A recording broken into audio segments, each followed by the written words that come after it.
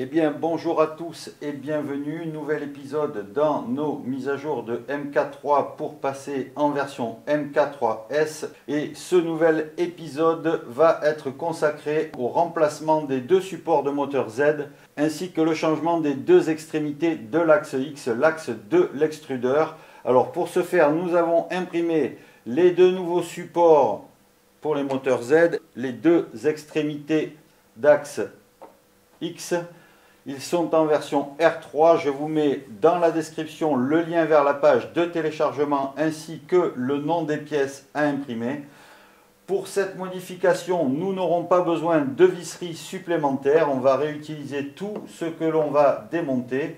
On va simplement avoir besoin d'un élastique ou d'une sangle pour maintenir l'axe des X sur le châssis pendant que nous allons démonter toutes ces pièces.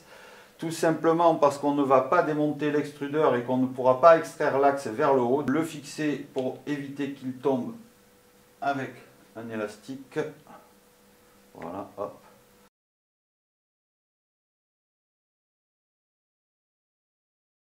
On commence par démonter le moteur de l'axe X.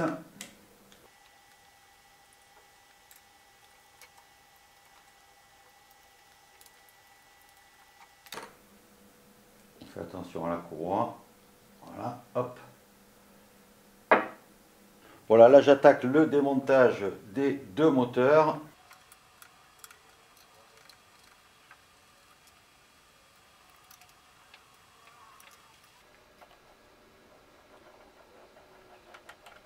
Voilà, je dégage un petit peu mes moteurs.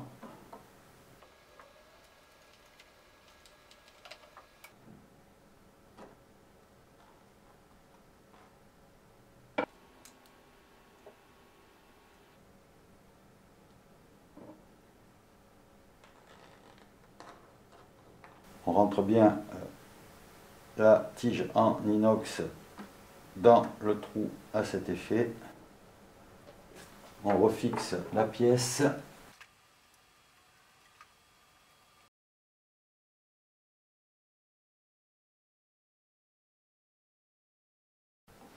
Voilà, je repasse mon axe à l'intérieur de ma pièce. Et maintenant je peux refixer mon moteur.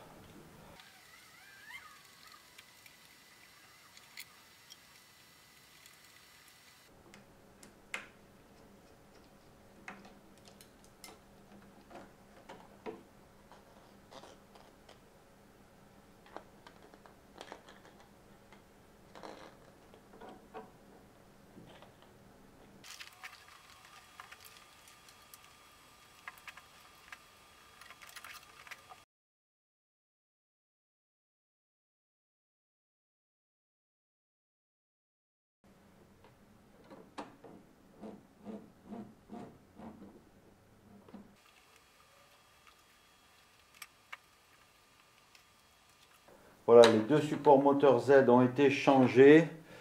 Donc j'ai procédé de cette manière dans le cas où certains auraient voulu changer uniquement ces deux supports de moteur Z.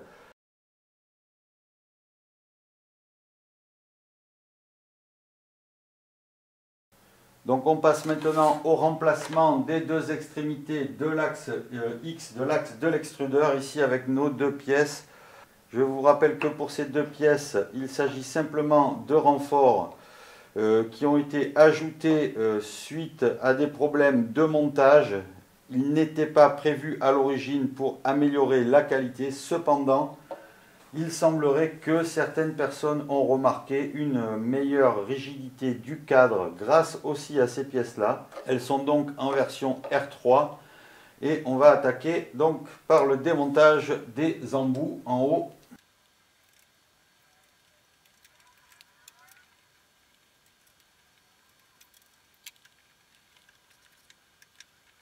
Je vais directement désolidariser les deux écrous du pas de vis de moteur Z. Donc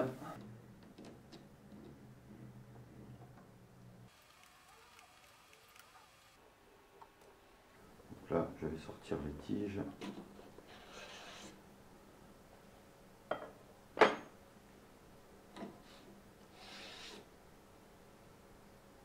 Comme nous, on va s'attaquer maintenant au changement des deux pièces ici de l'extrémité. Je vais devoir démonter un moteur. Je démonte celui de droite parce que le câble est un petit peu plus long. Il a plus de jeu alors que celui de gauche est vraiment sous tension.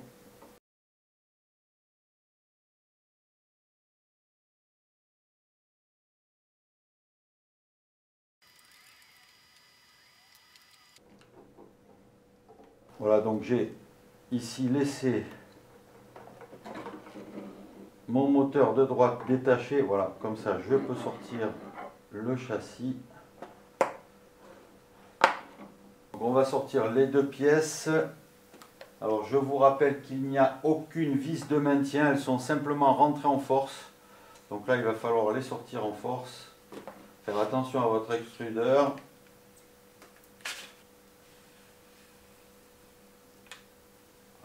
Je sors les deux tiges. Alors faites attention, les tiges n'ont pas la même longueur, donc de ne pas confondre les deux tiges verticales et les deux tiges horizontales. Les plus courtes des deux sont pour l'axe Z et les longues pour l'axe X. On récupère toutes les visseries qui sont sur les pièces, y compris la vis qui servait à la tension du moteur. Alors ici, on avait un petit écrou carré à l'intérieur de la pièce, donc il faut le récupérer. En tapant très fort au bord de la table, il est sorti. On a deux écrous aussi à récupérer, un ici, un là. Alors les roulements doivent sortir dans ce sens parce qu'on a un petit épaulement ici qui les empêche de passer. Donc on les pousse vers en bas. Voilà. Essayez de ne pas appuyer au centre du roulement en restant sur la cage externe.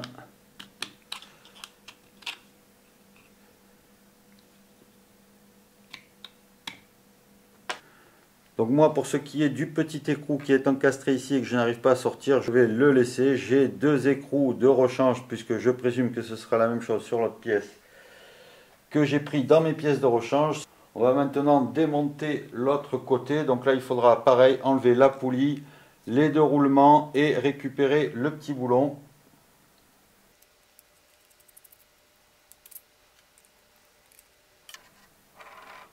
Pareil que tout à l'heure, donc les roulements sortent dans ce sens, vers cette partie de la pièce.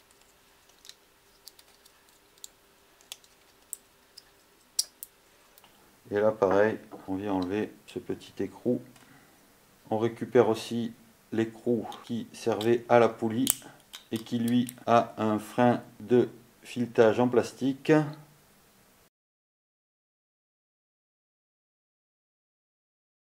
La pièce donc se présente comme ceci avec la partie qui va nous permettre de faire passer le pas de vis vers le haut. On commence par mettre nos boulons dans les deux emplacements que l'on a vu tout à l'heure au démontage. Voilà. Alors, hop, attention, parce que celui qui est dans le petit coin qu'on n'a pas réussi à sortir tout à l'heure, ben apparemment ils ont corrigé le tir, il est un peu plus lâche, du coup il se balade. Donc faites gaffe. Donc notre boulon avec le frein filet va ici. Donc là on va remettre notre poulie en passant la poulie dans la courroie. Donc faites ça dans le bon sens. On serre la poulie. Donc c'est le même principe que quand on a installé la poulie du tendeur de courroie Y en dessous. On serre jusqu'à ce que la poulie arrête de tourner et à partir de là on desserre un petit coup jusqu'à ce qu'elle se remette à tourner librement. Donc on va remettre nos roulements dans nos pièces. Je vous rappelle qu'il y a un sens, donc de la partie haute vers le bas, on rentre les roulements dans ce sens là. Et il faut observer un décalage entre les rangées de billes. Je vous mets la capture, vous regarderez sur la documentation. En fait, il ne faut pas, vous allez là, vous ne pourrez pas le voir avec la caméra. Vous regardez vos rangées de billes et vous les intercalez pour qu'elles ne soient pas alignées, tout simplement.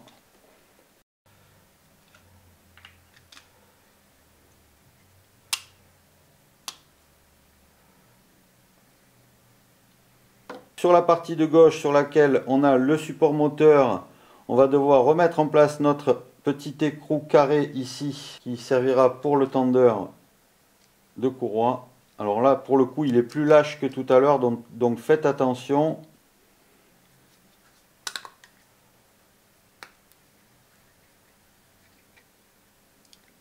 Hop là, c'est pareil, j'intercale.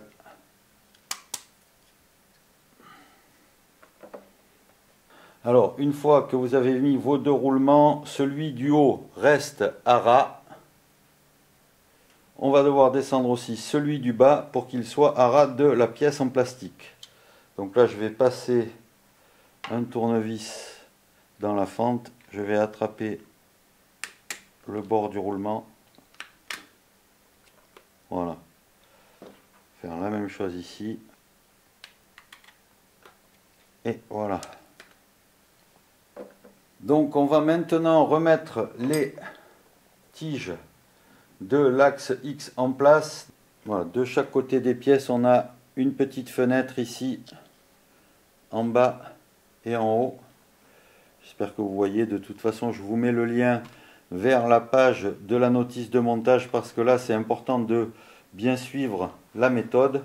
Donc, quand on rentre les tiges dans les pièces, on va devoir forcer jusqu'à voir la barre de métal apparaître dans le trou et aller toucher le fond du trou justement. Ça sera notre indication pour nous dire qu'on est rentré comme il faut. Donc là, ici, on voit que la tige en métal est bien allée jusqu'au bout du guide. Donc on fait pareil de l'autre côté. Voilà. Maintenant, on va devoir passer nos deux barres à travers les roulements de l'extrudeur pour mettre l'autre extrémité en place.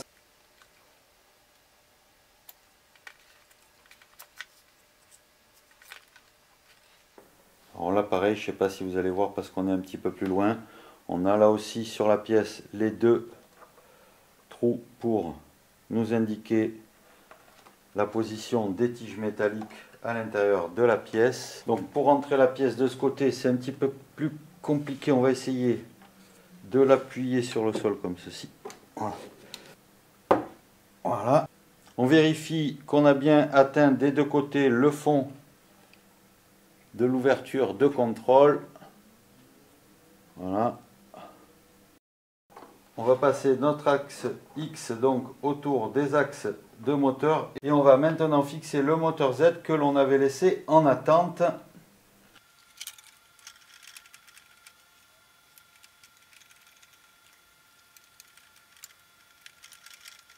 On va remettre en place le moteur ici X.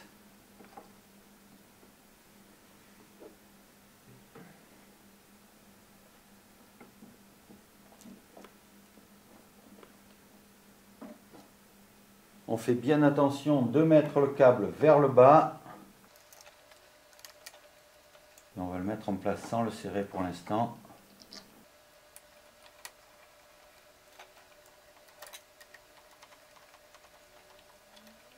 Maintenant, on remet en place les écrous sur les tiges filetées.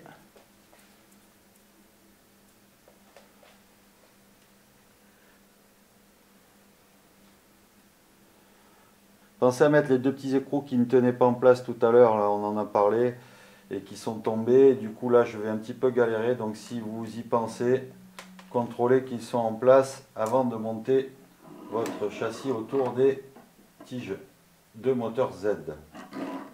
Voilà, donc on finit le serrage de nos vis d'axe Z.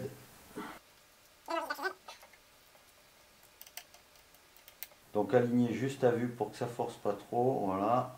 On verra ça après. On rentre nos tiges filetées. On fait bien rentrer dans le support de moteur Z.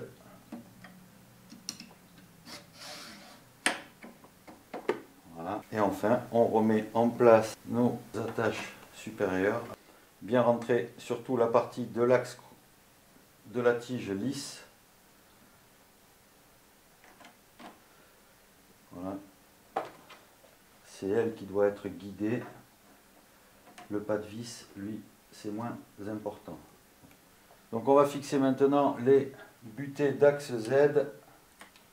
Donc, ne serrez pas tout de suite à fond, gardez un petit peu de jeu. Donc là pareil, on ne serre pas tout de suite à fond. Donc on essaye d'aligner visuellement la tige chromée du haut avec le bas du châssis noir.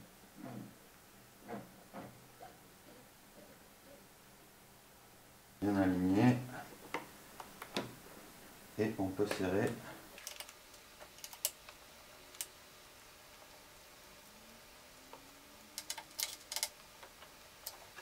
Donc là, il ne me reste plus qu'à appliquer la bonne tension sur le moteur ici pour la courroie. Contrôler un petit peu que l'alignement de la courroie est bon, qu'il ne va pas toucher sur les bords de la poulie, mais normalement ça n'a pas bougé, donc il ne devrait pas y avoir de changement. Juste un petit rappel de la méthode pour calculer la tension. On maintient l'axe du moteur avec une pince, on fait forcer un petit peu le moteur et il faut éviter que la courroie ne fasse une vague lorsque l'on force dessus, et en forçant on ne doit pas avoir de saut, donc là c'est pas mal. Voilà, on contrôle qu'il n'y a pas de point dur, la courroie semble bien tendue, donc je peux finir mon serrage de moteur. Donc c'est fini pour la modif d'aujourd'hui. Je vous rappelle qu'on a changé les supports de moteur Z, les extrémités d'axe X. Je ferai donc une vidéo à la fin de toutes les modifications MK3S dans laquelle on fera le réglage de tension et d'alignement des courroies. On parlera du réglage d'alignement des écrous hélicoïdaux d'axe Z ici. Et on fera une calibration complète de notre machine puisqu'on aura touché au cadre de notre imprimante et aussi on aura modifié la totalité de l'extrudeur. Voilà, si cette vidéo vous a été utile, n'hésitez pas à mettre un petit pouce bleu. Moi, je vous dis à bientôt, portez-vous bien, salut à tous.